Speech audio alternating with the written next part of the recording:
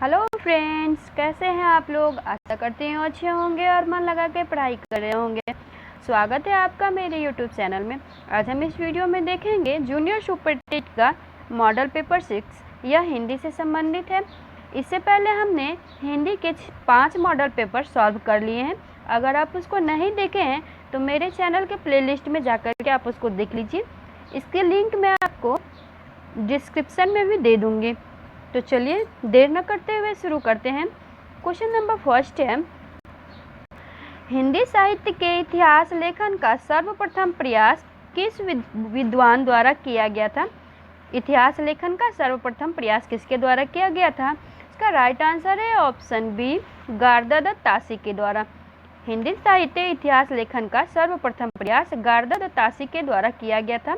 इनके द्वारा लिखा गया पुस्तक कौन सा है, तो इस्तवार द लालित्येंदु एंदुई हिंदुस्तानी। इस्तवार द लालित्येंदु एंदुई हिंदुस्तानी है। जॉर्ज ग्रियर्सन के द्वारा लिखी गई पुस्तक कौन सी है, तो इनके द्वारा लिखी गई पुस्तक the modern vernacular literature of Hindustan. The modern vernacular literature of Hindustan है। नेक्स्ट क्वेश्चन की तरफ चलते हैं। Question number 2, the modern vernacular literature of Hindustan इतिहास ग्रंथ के लेखक कौन है। इसका राइट आंसर है option A, George Grierson. George Grierson ने the modern vernacular literature of Hindustan नामक ग्रंथ की रचना की है। मिश्र बंधु ने मिश्र बंधु विनोद की रचना की है। मिश्र बंधु विनोद की रचना की है। अगला क्वेश्चन है, हिंदी साहित्य का आलोचनात्मक इतिहास के लेखक कौन है। नलिन विलोचन शर्मा जी हैं, हजारी प्रसाद द्विवेदी जी हैं, राम कुमार वर्मा जी हैं या राम विलास शर्मा जी हैं। क्वेश्चन नंबर 3 का राइट आंसर है ऑप्शन सी, राम कुमार वर्मा। राम कुमार वर्मा ने हिंदी साहित्य का आलोचनात्मक इतिहास लिखा है। फ्रेंड्स, यह क्वेश्चन बहुत ही इम्पोर्टेंट है। यह कई बार एग्जाम में पूछा गया है, सो इसको ध्यान में रखिएगा। यह बहुत ही इम्पोर्टेंट क्वेश्चन है। और हजारी प्रसाद द्विवेदी जी ने हिंदी साहित्य का इतिहास जो लिखा है उसका नाम है हिंदी साहित्य उद्भव और विकास। हिंदी साहित्य उद्भव और विकास, यह हजारी प्रसाद द्विवेदी जी के द्वारा लिखा गया है। क्वेश्चन नंबर 4, आचार्य शुक्ल ने खड़ी बोली गद्य का प्रथम प्रौढ़ लेखक किसे माना है। गंग कवि, राम प्रसाद निरंजनी, दौलत राम या इंशाअल्लाह खां। इसका राइट आंसर है ऑप्शन बी, राम प्रसाद निरंजनी जी को आचार्य शुक्ल जी ने प्रथम प्रौढ़ लेखक माना है। नेक्स्ट क्वेश्चन देखते हैं। अपभ्रंश की रचनाओं को शुद्ध साहित्यिक कोटि में न मानते हुए भी अपने साहित्य का इतिहास ग्रंथ में स्थान देने वाले इतिहासकार कौन है। हजारी प्रसाद जी हैं, रामचंद्र शुक्ल जी हैं, ग्रियर्सन जी हैं या मिश्र बंधु है। 5 का राइट आंसर है ऑप्शन बी, रामचंद्र शुक्ल जी। रामचंद्र शुक्ल जी ने इतिहास हिंदी साहित्य का इतिहास ग्रंथ में अपभ्रंश को स्थान दिया है। नेक्स्ट अगला क्वेश्चन है, सिद्धों के चर्या गीतों एवं दोहों का प्रकाशन बौद्ध गानाओं दोहा नाम से हरप्रसाद शास्त्री ने किस वर्ष प्रकाशित किया। 1917 में, 1920 में, 1897 में या 1957 में। इसका राइट आंसर है ऑप्शन ए, 1917 में। हरप्रसाद शास्त्री जी ने चर्या गीतों एवं दोहों का प्रकाशन बौद्ध गानाओं दोहा के नाम से 1917 में किया है। लेखक के रचना का मिलान कीजिए। यहाँ पे लेखक दिया गया है और ये उनकी रचनाएं हैं। अब्दुल रहमान की रचना कौन सी है, तो इनकी रचना है संदेश राचक। दलपति विजय जी की रचना कौन सी है, तो इनकी रचना खुमान रासो है। श्रीधर व्यास जी की रचना रणमल छंद है। भट्ट केदार जी की रचना कौन सी है, तो इनकी रचना जयचंद्र प्रकाश है। इस प्रकार से हम देखेंगे तो फर्स्ट का है अब्दुल रहमान संदेश राशक, दलपति विजय खुमान रासो, भट्ट केदार जयचंद्र प्रकाश और श्रीधर व्यास जी का है रणमल छंद। तो हमारा यह क्वेश्चन ऑप्शन बी सही हो जाएगा। अगला क्वेश्चन देखते हैं, परमार रासों के रचयिता जो महोबा के राजा परमादिदेव के आश्रय में थे कौन है? नरपति जी हैं, चंद्रबरदाई जी हैं, जगनिक है या जिनदत्त सूरी है? 8 का राइट आंसर है ऑप्शन सी जगनिक। चंद्रबरदाई की प्रमुख रचना कौन सी है? तो इनकी पृथ्वीराज रासो है और नरपति जी की रचना विशल देव रासो है। Next question number 9। Question number 9 है, नारियों के प्रति निंदा और उपेक्षा भाव किस साहित्य में मिलता है? नाथ साहित्य में, सिद्ध साहित्य में, जैन साहित्य में या रासो साहित्य में? 9 का राइट आंसर है ऑप्शन ए नाथ साहित्य में। क्वेश्चन नंबर 10 देखते हैं, श्रवकाचार्य के रचयिता कौन है? जोइंद्र हैं, राम सिंह है, देवसेन है या शालिभद्र जी हैं? इसका राइट आंसर है श्रवकाचार्य देवसेन की रचना है। शालिभद्र सूरी की रचना भट्टेश्वर बाहुबली है। भट्टेश्वर बाहुबली इनकी रचना है। नेक्स्ट क्वेश्चन 11, हिंदी मुक्तक काव्य परंपरा का सबसे प्रिय छंद जो आदिकालीन साहित्य की देन है कौन सी है?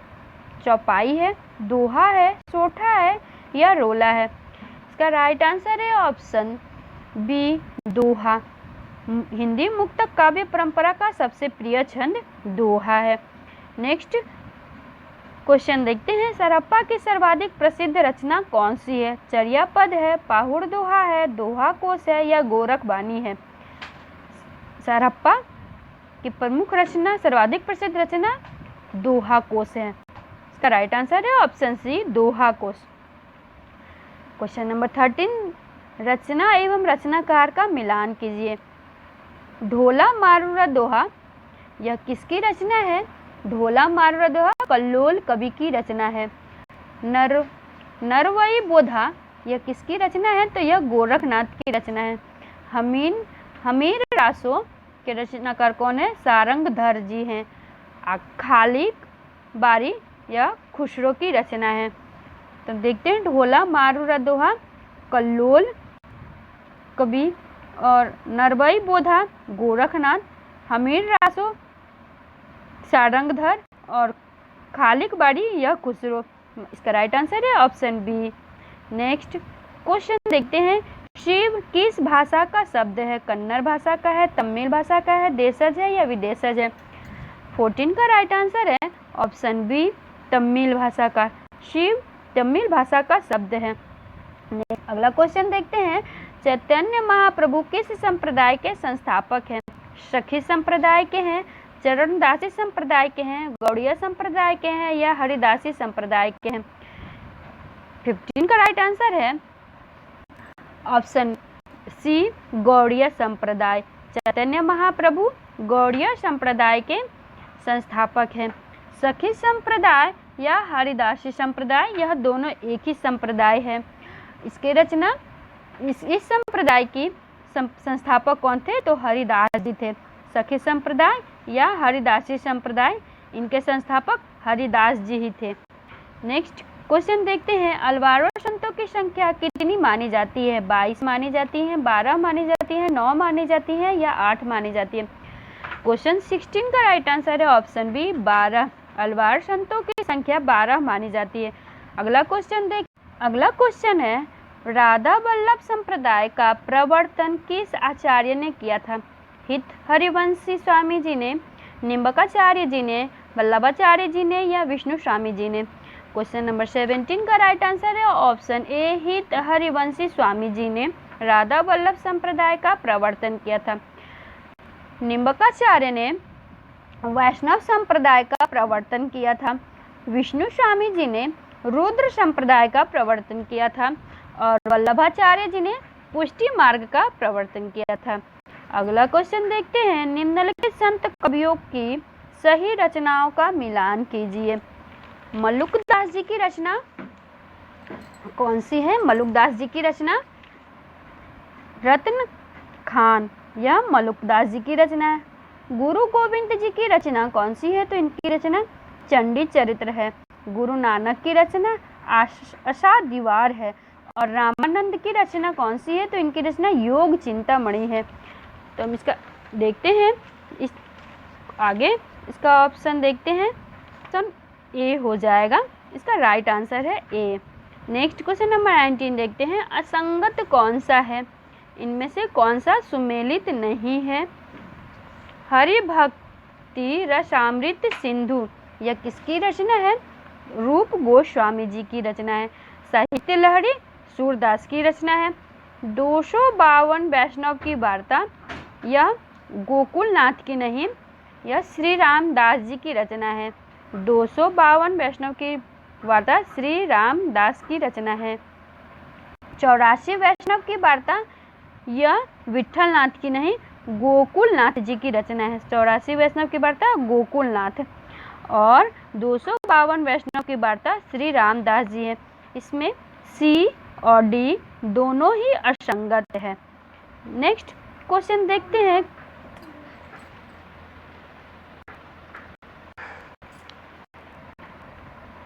अगला क्वेश्चन है, मोर पखा सिर ऊपर राखी हो, गूंज की माल गले पहिरऊंगी, पंक्ति किसकी है? मीराबाई की है, सूरदास की है, रस खान की है, नंददास की है।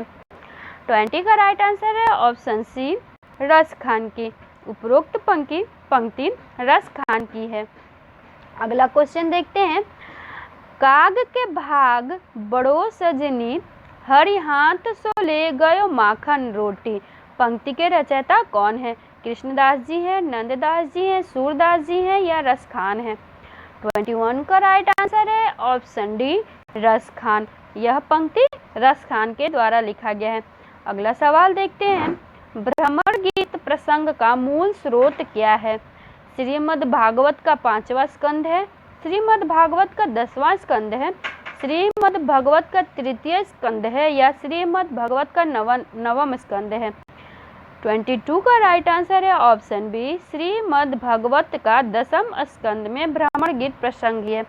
10म स्कंद के 46वें एवं 47वें अध्याय में 46वें एवं 47वें अध्याय में श्रीमद् भगवत गीता के दशम स्कंद के 46वें एवं 47वें अध्याय में भ्रमर गीत प्रसंग का है। नेक्स्ट देखते हैं। अगला क्वेश्चन है, राम रक्षा स्रोतम पुस्तक के लेखक कौन है? रामानंद जी है, राघवानंद है, ईश्वरदास है या नाभादास है? 23 का राइट आंसर है ऑप्शन ए, रामानंद दास। राम रक्षा स्रोतम पुस्तक के लेखक रामानंद दास है। राघवानंद के द्वारा सिद्धांत पंचमात्रा लिखा गया है, सिद्धांत पंचमात्रा, और ईश्वरदास जी के द्वारा सत्यवती कथा पुस्तक लिखी गई है, और नाभादास जी के द्वारा भक्तमाल की रचना की गई है। अगला क्वेश्चन देखते हैं। निम्नलिखित रचनाओं को उनके रचयिता से मिलाइए। पद्मावत किसकी रचना है? तो यह जायसी की रचना है। कथा कनकावती यह जान कवि की है। पूर्व मीमांसा भाष्य किसकी रचना है? पूर्व मीमांसा भाष्य वल्लभाचार्य की रचना है। सर्वज्ञ सूक्त विष्णु स्वामी की रचना है। तो फर्स्ट में है जान कवि, इसका राइट आंसर 24 का राइट आंसर होगा ऑप्शन सी, जायसी, जानकी, वल्लभाचार्य और विष्णु स्वामी, यह हमारा राइट आंसर है। नेक्स्ट क्वेश्चन देखते हैं। रीतिकाल काव्य को मुख्यतः कितने भागों में बांटा गया है? रीतिकालीन काव्य को मुख्यतः कितने भागों में बांटा गया है? ए 2 भागों में, बी 3 भागों में, सी 4 भागों में, डी 5 भागों में। क्वेश्चन नंबर 25 का राइट आंसर है ऑप्शन बी, 3 भागों में। रीतिकालीन काव्य को मुख्यतः 3 भागों में बांटा है। किसने बांटा है? तो यह आचार्य विश्वनाथ जी के द्वारा इसे 3 भागों में बांटा गया है। और फर्स्ट है रीतिबद्ध, दूसरा है रीतिमुक्त और तीसरा है रीति सिद्ध। इन 3 भागों में आचार्य विश्वनाथ जी ने रीतिकालीन काव्य को बांटा है। अगला क्वेश्चन देखते हैं। आचार्य शुक्ल ने रीतिकाल का प्रवर्तक किसे स्वीकार किया है? कृपाराम को, केशवदास को, मतीराम को या चिंतामणि को? क्वेश्चन नंबर 26 का राइट आंसर है ऑप्शन बी, केशवदास जी को। आचार्य रामचंद्र शुक्ल ने रीतिकाल का प्रवर्तक केशवदास जी को माना है। अगला क्वेश्चन देखते हैं, रीतिकाल के पतन का क्या कारण था? जीवन निरपेक्षता, चमत्कार प्रियता, रसिक दरबारी जीवन या फिर उपरोक्त सभी। 27 का राइट आंसर होगा ऑप्शन डी, उपरोक्त सभी। ये सभी कारण ही रीतिकाल के पतन का कारण था। नेक्स्ट क्वेश्चन देखते हैं, निम्न का मिलान कीजिए। रचना व रचनाकार का मिलान करना है। देव किसकी रचना है? देव जी की रचना कौन सी है? राग रत्नाकर। सुखदेव मिश्र की रचना कौन सी है? तो इनकी रचना वृत्त विचार, यह सुखदेव जी की रचना है। श्रीधर जी का रचना कौन सा है? तो इनकी रचना जंगनामा है। और कालिदास त्रिवेदी जी की रचना वार वधु विनोद, यह कालिदास त्रिवेदी जी की रचना है। फर्स्ट में आएगा हमारा रत्नाकर, सेकंड में वृत्त विचार, थर्ड में जंगनामा और फोर्थ वार वधु विनोद। ऑप्शन सी इसका राइट आंसर है। अगला क्वेश्चन देखते हैं, अजातशत्रु किस साहित्यकार को कहा जाता है? अजातशत्रु किसे कहा जाता है? जयशंकर प्रसाद जी को कहा जाता है, या भारतेंदु जी को कहा जाता है, या जगमोहन सिंह को कहा जाता है, या प्रताप नारायण मिश्र को कहा जाता है? 29 का राइट आंसर होगा ऑप्शन बी, भारतेंदु जी को अजातशत्रु कहा जाता है। अगला क्वेश्चन देखते हैं, पिया प्यारे तिहारे निहारे बिना आँखियाँ दुखियाँ नहीं मानती है। पिया तिहारे निहारे बिना आँखियाँ दुखियाँ नहीं मानती है, समस्या पूर्ति करने वाले कौन है?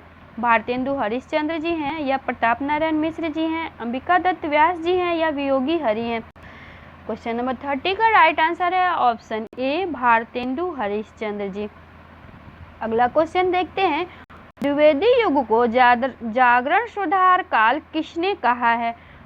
ए डॉक्टर बच्चन सिंह ने कहा है, बी मिश्र बंधु ने कहा है, सी नंद दुलारे वाजपेयी ने कहा है, या डी डॉक्टर नागेंद्र ने कहा है? 31 का राइट आंसर है ऑप्शन डी, डॉक्टर नागेंद्र जी ने द्विवेदी युग को जागरण सुधार काल कहा है। अगला क्वेश्चन देखते हैं, मैथिली शरण गुप्त किस छंद का प्रयोग अधिक करते थे? गीतिका छंद का, रोला छंद का, मात्रिक छंद का, या हरिगीतिका छंद का? इसका सही जवाब है ऑप्शन डी, हरिगीतिका छंद का। मैथिली शरण गुप्त जी हरिगीतिका छंद का सर्वाधिक प्रयोग करते थे। अगला क्वेश्चन देखते हैं, आधुनिक काल की किस काव्य धारा में रहस्यवाद की भावना पाई जाती है? ए द्विवेदी युग में, बी प्रगतिवाद में, सी छायावाद में, डी प्रयोगवाद में? क्वेश्चन नंबर 33 का राइट आंसर है ऑप्शन सी, छायावाद में। छायावाद में रहस्यवाद की भावना पाई जाती थी। अगला क्वेश्चन देखते हैं, छायावाद को छोकड़ावाद की संज्ञा दी किसने दी है? नगेंद्र ने दी है, भगवान दीन ने दी है, रामविलास शर्मा जी ने दी है, या नंद दुलारे वाजपेयी जी ने दी है?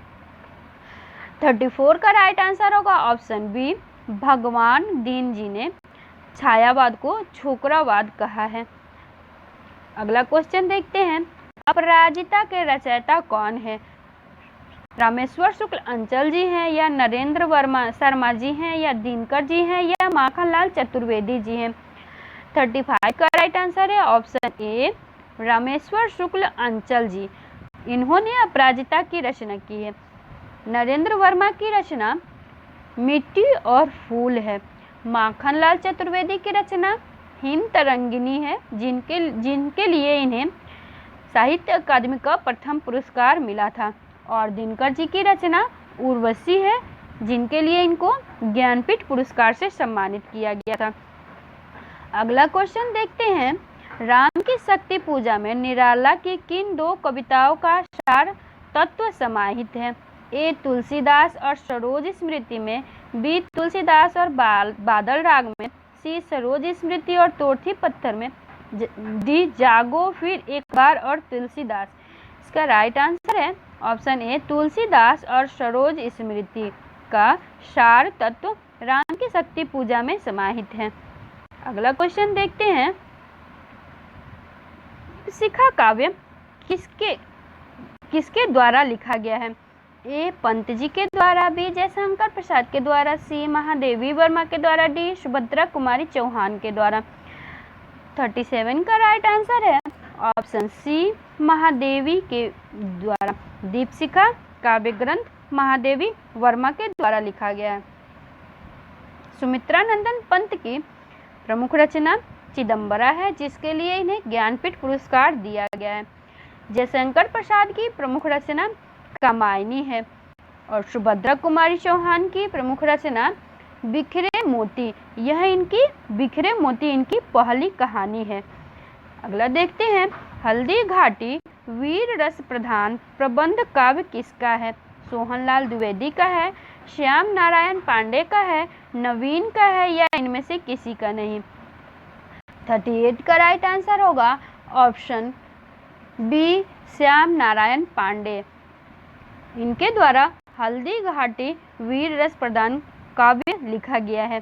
सोहनलाल द्विवेदी की प्रमुख रचना युगाधार है और नवीन जी की प्रमुख रचना कुमकुम है। नवीन जी का पूरा नाम बाल कृष्ण शर्मा नवीन है, इनके द्वारा रचित कुमकुम है।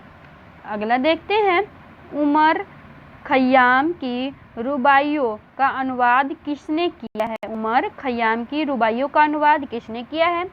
भगवती चरण वर्मा ने किया है या हरिवंश राय बच्चन ने किया है या प्रसाद जी ने किया है या रामेश्वर शुक्ल जी ने किया है? 39 का राइट आंसर है ऑप्शन बी, हरिवंश राय बच्चन जी ने। उमर खयाम की रुबाइयों का अनुवाद हरिवंश राय बच्चन जी ने किया है। भगवती चरण वर्मा की रचना कौन सी है? तो इनकी रचना चित्रलेखा है। प्रसाद जी आंसू कामायनी के रचयिता हैं। रामेश्वर शुक्ल जी की रचना मधुलिका और अपराजिता रामेश्वर शुक्ल जी की रचना है। अगला क्वेश्चन देखते हैं, प्रगतिशील लेखक संघ की प्रथम अध्यक्षता किसने की है? रविन्द्रनाथ ठाकुर जी ने की है, नागार्जुन जी ने की है, प्रेमचंद्र जी ने की है या निराला जी ने की है? इसका राइट आंसर है ऑप्शन सी, प्रेमचंद्र जी ने। प्रगतिशील लेखक संघ की प्रथम अध्यक्षता प्रेमचंद्र जी ने की है। अगला क्वेश्चन देखते हैं, वैद्यनाथ मिश्र किसका वास्तविक नाम है? नागार्जुन का नाम है, त्रिलोचन का नाम है, मधुप का नाम है या मुक्तिबोध का नाम है? 41 का राइट आंसर है ऑप्शन ए, नागार्जुन का। वैद्यनाथ मिश्र नागार्जुन का वास्तविक नाम है। त्रिलोचन जी का वास्तविक नाम वासुदेव सिंह है और मधुप जी जिसका उपनाम है तो यह महावीर प्रसाद जी का नाम है। महावीर प्रसाद जी का नाम मधुप है और मुक्तिबोध इनका पूरा नाम गजानन माधव मुक्तिबोध है। अगला क्वेश्चन की तरफ बढ़ते हैं, शानेट रचना के लिए प्रसिद्ध है। शानेट रचना के लिए प्रसिद्ध है। त्रिलोचन शास्त्री की, श्रीकांत शर्मा की, शमशेर की या सर्वेश्वर की? 42 का राइट आंसर है ऑप्शन ए, त्रिलोचन शास्त्री की शानेट रचना प्रसिद्ध है। इसमें देखते हैं, श्रीकांत शर्मा इनकी प्रमुख रचना कौन सी है? माया दर्पण। माया दर्पण श्रीकांत शर्मा की रचना। सर्वेश्वर दयाल का कुआनो नदी और बकरी इनकी प्रमुख रचना है। बकरी और कुआनो नदी।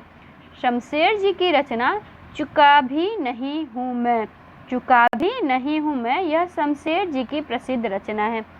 आगे बढ़ते हैं, निम्नलिखित रचनाओं को उनके रचयिता से मिलान करना है। यहाँ रचना और रचयिता दिया गया।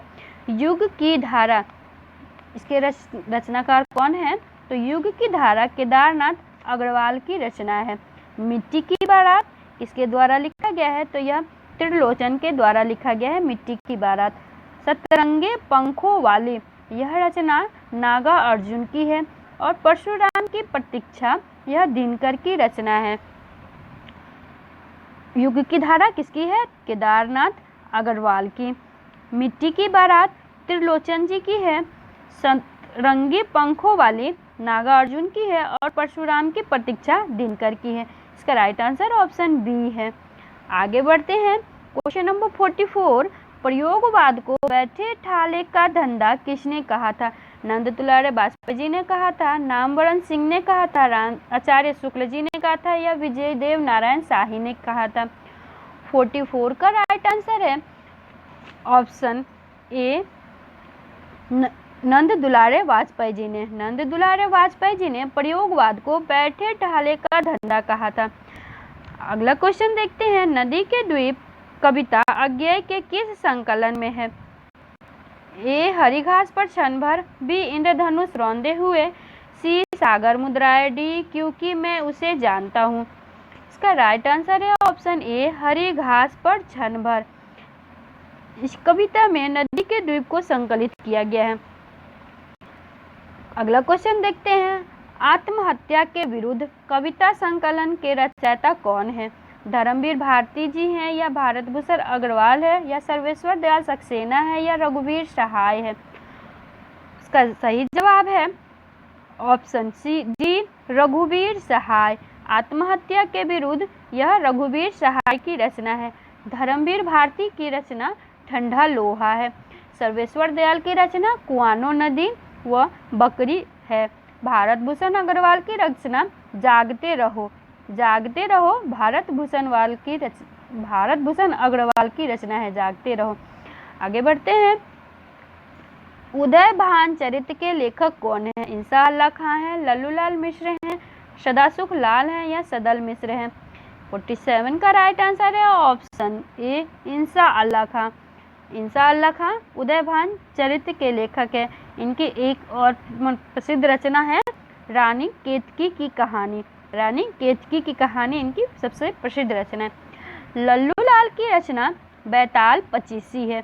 सदल मिश्र की रचना नासिकेतोपाख्यान है। और प्रेम सागर सदासुख लाल की रचना है। आगे बढ़ते हैं, क्वेश्चन नंबर 48 देखते हैं, खड़ी बोली में लिखा गया हिंदी का पहला नाटक कौन सा है? विद्या सुंदर है, शकुंतला नाटक है, प्रबोध चंद्रोदय है, या नहुष है। इसका राइट आंसर है ऑप्शन बी शकुंतला नाटक। खड़ी बोली में लिखा गया हिंदी का पहला नाटक शकुंतला नाटक है। विद्या सुंदर ये किसकी रचना है? तो हरिश्चंद्र की रचना है। और कृष्ण मिश्र के द्वारा प्रबोध चंद्रोदय लिखा गया है। नहुष मैथिली शरण गुप्त की रचना है। आगे देखते हैं, जानकी मंगल नाटक के रचयिता कौन है? शीतला प्रसाद मिश्र जी हैं, तुलसीदास जी हैं, नेवाज जी हैं, या लक्ष्मी राम जी है। इसका राइट आंसर है ऑप्शन ए शीतला प्रसाद मिश्र। जानकी मंगल शीतला प्रसाद मिश्र का नाटक है। तुलसीदास की रचना राम लला नछू है। आगे देखते हैं, क्वेश्चन नंबर 50 है, नाटक व रचयिता का मिलान करना है। जैसा काम वैसा परिणाम, यह किसका नाटक है? बालकृष्ण भट्ट का है।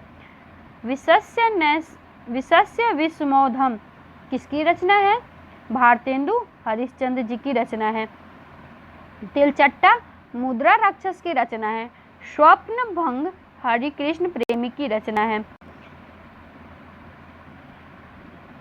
इसका राइट आंसर है ऑप्शन सी, इसका राइट आंसर है। आगे देखते हैं, निम्नलिखित में कौन सा शब्द तत्सम रूप है? अंधकार है, अंधियारा है, अंधेरा है, या रात है। 51 का राइट आंसर है ऑप्शन ए अंधकार। चाट कैसा शब्द है? विदेशी शब्द है, तद्भव शब्द है, देशज शब्द है, या तत्सम शब्द है। 52 का राइट आंसर है ऑप्शन बी सी देशज। चाट देशज शब्द है।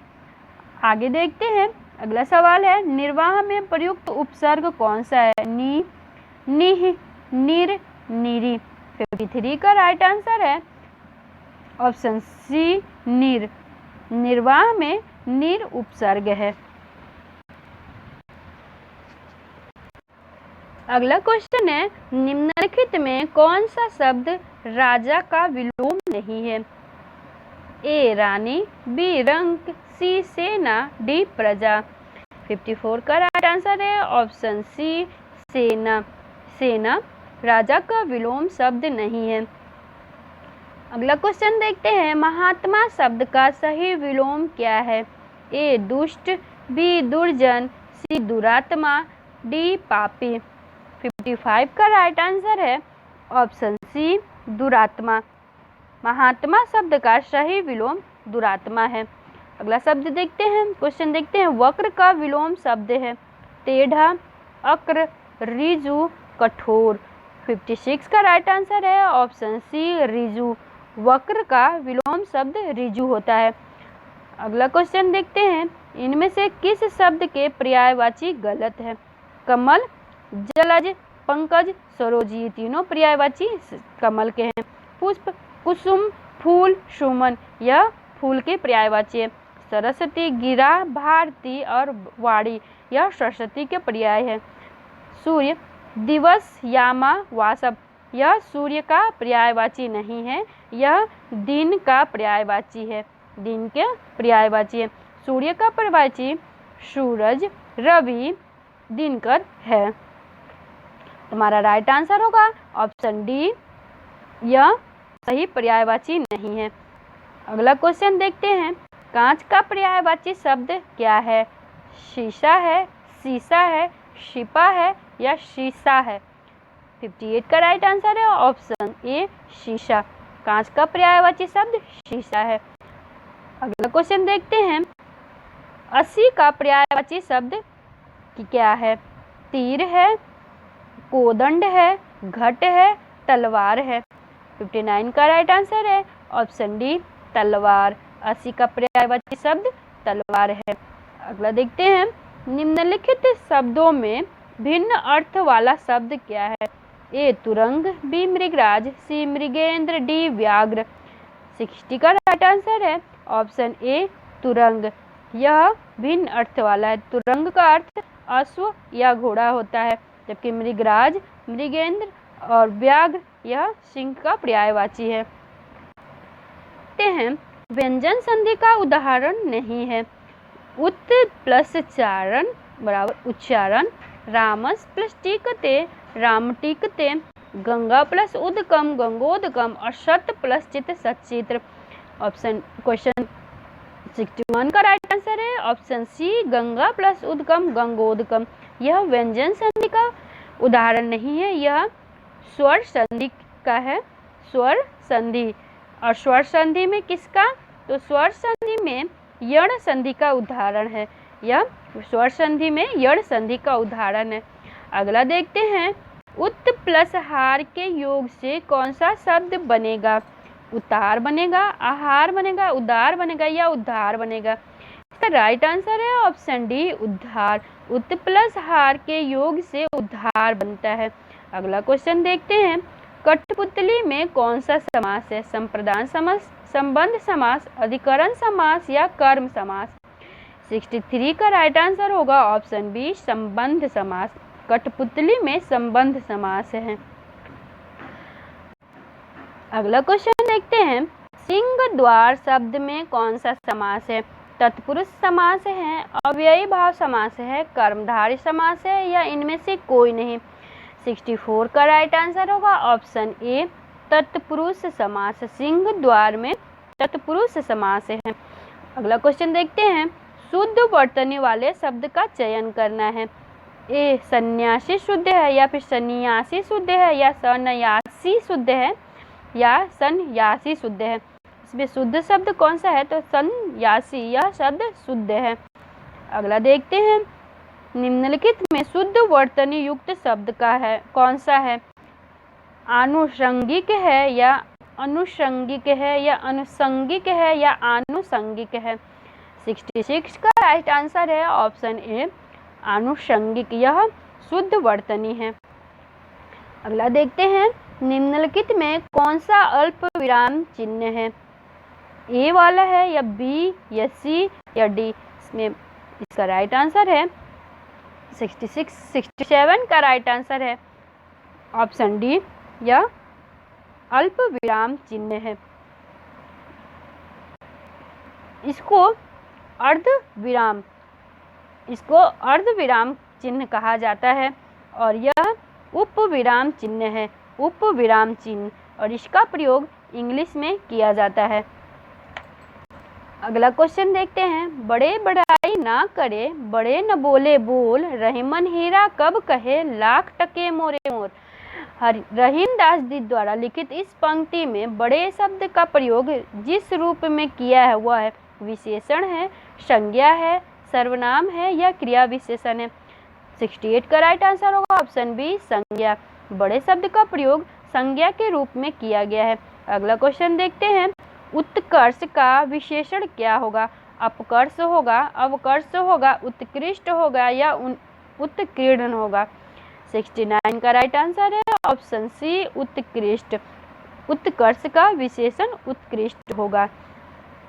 अगला क्वेश्चन देखते हैं, यह घोड़ा अच्छा है, इस वाक्य में यह क्या है?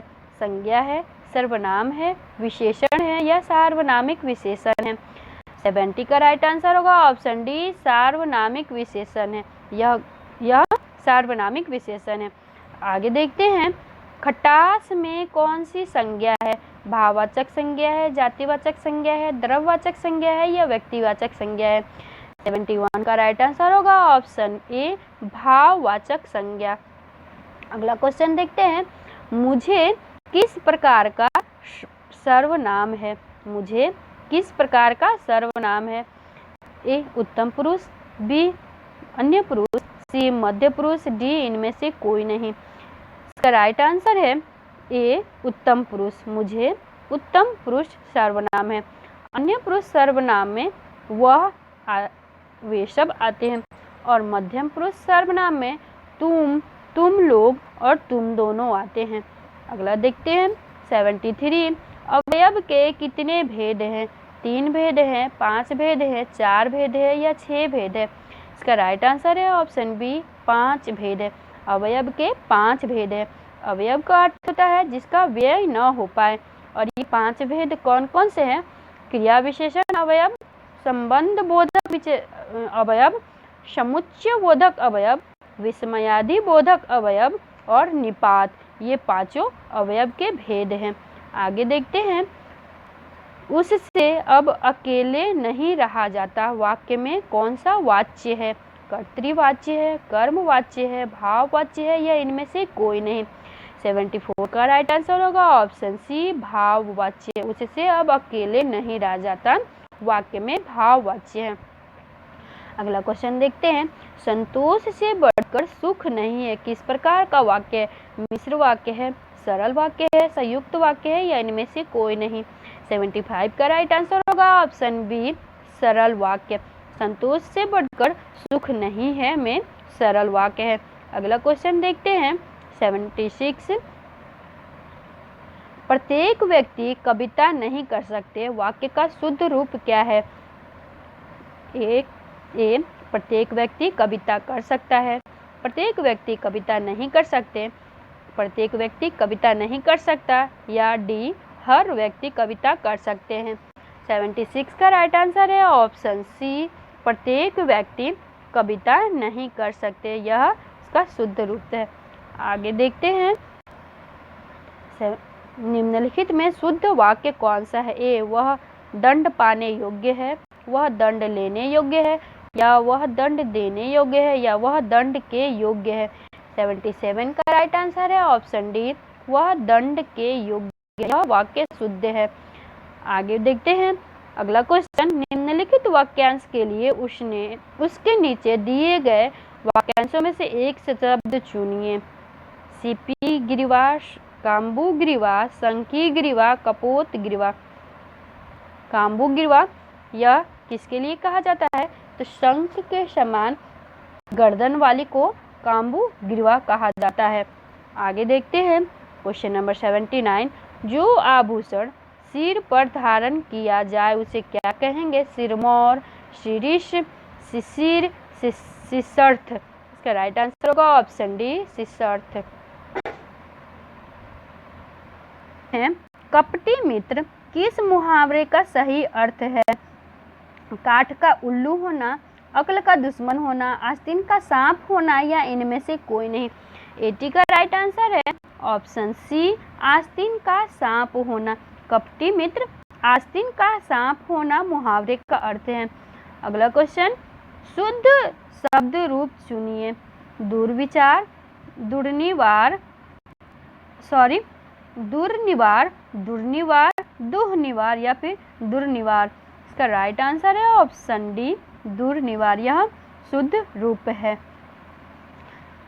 अगला क्वेश्चन, निम्नलिखित में शुद्ध वाक्य है। यह रुमाल अच्छी है, उसकी दही खट्टी है, वह हाथिया जा रही है, या उसका मकान बहुत अच्छा है।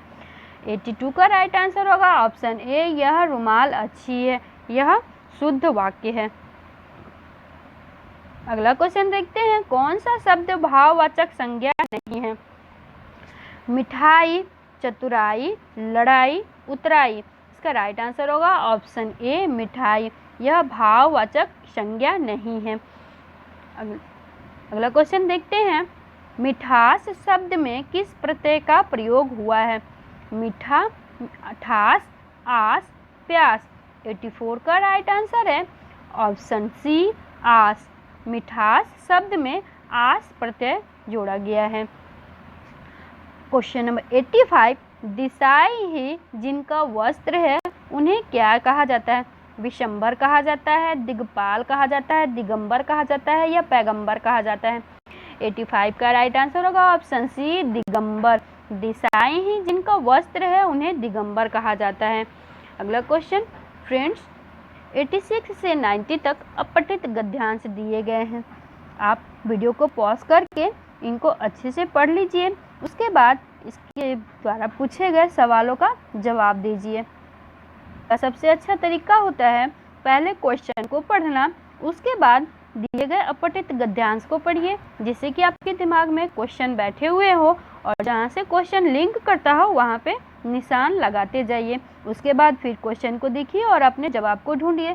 तो इससे क्या होता है, कम समय में हम सही और सटीक जवाब ढूंढ पाते हैं। तो आगे बढ़ते हैं, देखते हैं। 86, घुमक्कड़ शब्द में कौन सा प्रत्यय है। ए अक्कड़, बी ड़, डी अड़, सी डी कड़।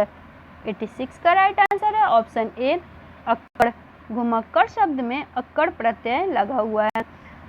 अगला क्वेश्चन देखते हैं, महावीर स्वामी का जन्म कहाँ हुआ था।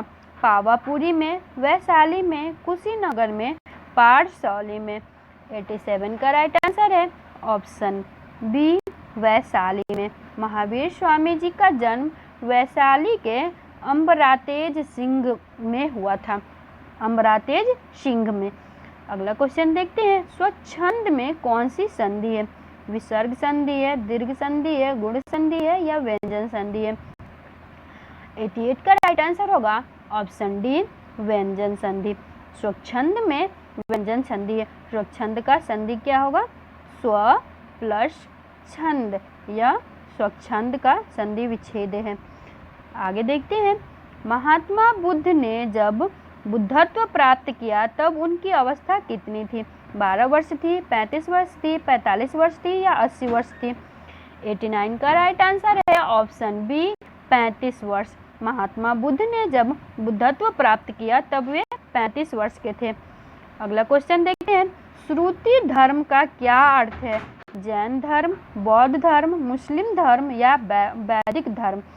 90 का राइट आंसर है ऑप्शन डी, वैदिक धर्म। श्रुति धर्म का अर्थ है वैदिक धर्म। नेक्स्ट क्वेश्चन देखते हैं, उच्च प्राथमिक स्तर पर हिंदी भाषा शिक्षण में सर्वोपरि महत्वपूर्ण सामग्री क्या है। पाठ्य पुस्तक है, अभ्यास पत्रक है, अभ्यास पुस्तिका है, या बाल साहित्य है। 91 का राइट आंसर होगा ऑप्शन डी, बाल साहित्य। प्राथमिक स्तर पर बाल साहित्य भाषा शिक्षण का सर्वोपरि महत्वपूर्ण सामग्री है। उस समय फ्रेंड्स बाल साहित्य में अच्छे अच्छे चित्र व रंग बिरंगी रंगों से छपी होती है और उसमें भाषाएं लिखी हुई थी, जिससे कि बच्चे आकर्षित होते हैं और उसको उनमें पढ़ने में रुचि आती है। इसलिए उच्च प्राथमिक स्तर पर बाल साहित्य सबसे अच्छी शिक्षण सामग्री है भाषा शिक्षण के लिए। आगे देखते हैं, भाषा अर्जन में बच्चे भाषा को अभ्यास और यांत्रिकता से सीखते हैं, सहज और स्वाभाविकता से सीखते हैं, स्वाभाविक और प्रयासपूर्ण तरीके से सीखते हैं, या सहजता और अभ्यास से सीखते हैं। 92 का राइट आंसर होगा ऑप्शन ए, सहज और स्वाभाविक रूप से सीखते हैं। भाषा अर्जन में बच्चे भाषा को सहज और स्वाभाविक रूप से सीखते हैं। अगला क्वेश्चन देखते हैं। जो बच्चे विशेष रूप से पढ़ने में कठिनाई महसूस करते हैं वे मंदबुद्धि होते हैं, डिस्ग्राफिया से ग्रसित होते हैं, डिस्लेक्सिया से ग्रस्त होते हैं या सीखने में अक्षम होते हैं।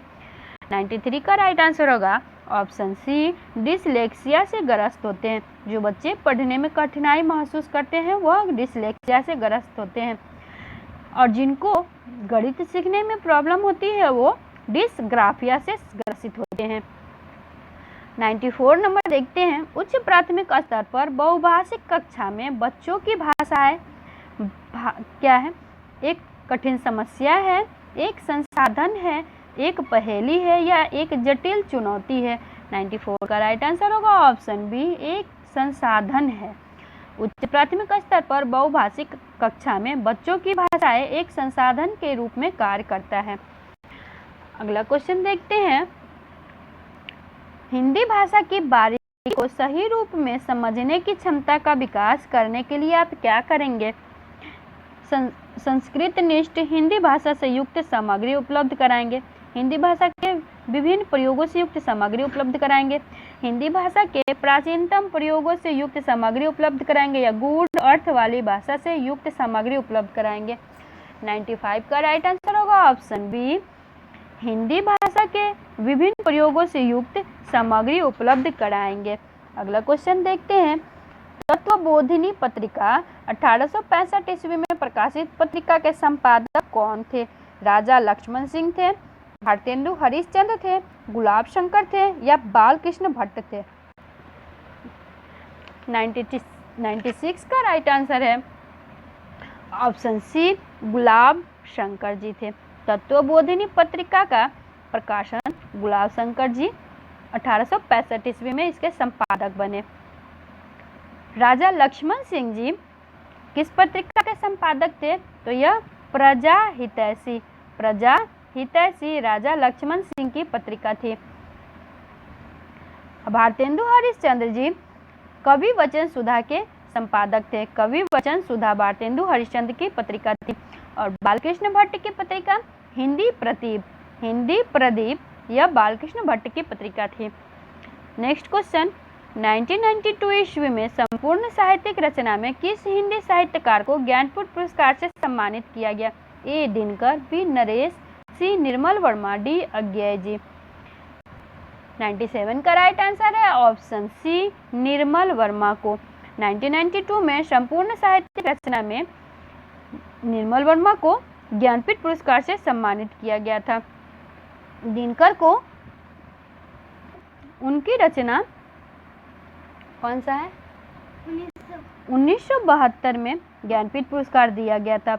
और अज्ञेय जी को कितनी नाव में कितनी बार के लिए 1978 में ज्ञानपीठ पुरस्कार दिया गया था। अगला क्वेश्चन देखते हैं। काला और बूढ़ा चांद रचना पर सन 1960 ईस्वी में किसे साहित्य अकादमी पुरस्कार से सम्मानित किया गया था? ए कोविद मिश्र को, बी सुमित्रानंदन पंत को, सी उदय प्रकाश को, डी वीरेंद्र डंगवाल को। इसका राइट आंसर है 98 का राइट आंसर है ऑप्शन बी, सुमित्रानंदन पंत को। सुमित्रानंदन पंत को 1960 में उनकी रचना काला और बूढ़ा चांद के लिए साहित्य अकादमी पुरस्कार दिया गया था। सुमित्रानंदन पंत को इनकी चिदंबरा के लिए ज्ञानपीठ पुरस्कार भी दिया गया है। अगला क्वेश्चन देखते हैं। रामचरितमानस महाकाव्य के रचयिता तुलसीदास का जीवन काल क्या है? 1595 से 1663 तक, 1469 से 1542 तक, 1532 से 1623 तक या 1595 से 1663 तक। इसका राइट आंसर है ऑप्शन सी इसका राइट आंसर है। Question number 100। कठगुलाब उपन्यास पर 2004 ईस्वी में किस साहित्यकार को व्यास सम्मान से सम्मानित किया गया था? ए हजारी प्रसाद जी को, बी कैलाश वाजपेयी जी को, सी मृदुला गर्ग को, डी चंद्रकांता को। क्वेश्चन नंबर 100 का राइट आंसर है ऑप्शन सी, मृदुला गर्ग को। मृदुला गर्ग को 2004 में व्यास से सम्मान दिया गया था उनकी कठ गुलाब रचना के लिए। फ्रेंड्स, अगर वीडियो आपको पसंद आया हो तो मेरे वीडियो को लाइक करें, मेरे चैनल को सब्सक्राइब करें और शेयर करना ना भूलें। बेल आइकन को दबा लें कि मेरे द्वारा बनाए गए वीडियो का नोटिफिकेशन सबसे पहले आप तक पहुंचे। वीडियो को अंत तक देखने के लिए थैंक यू।